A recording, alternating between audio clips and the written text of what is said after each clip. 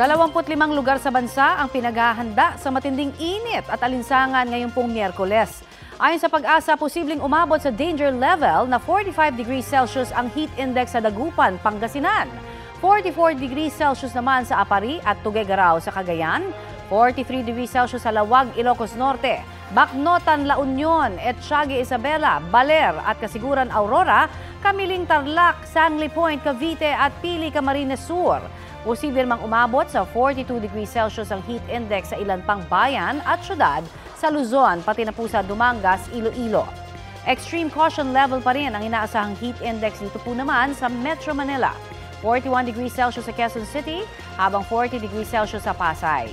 Patuloy po na nakakaapekto ngayon sa Luzon at Visayas ang mainit na easterlies. Intertropical Convergence Zone o ITCZ naman ang umiiral sa Mindanao.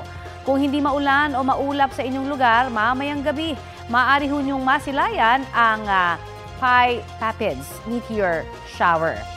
Peak activity nito ngayong araw mula paglubog ng araw hanggang pasado alas 10 mamayang gabi ay pwede kayong makakita ng bulalakaw.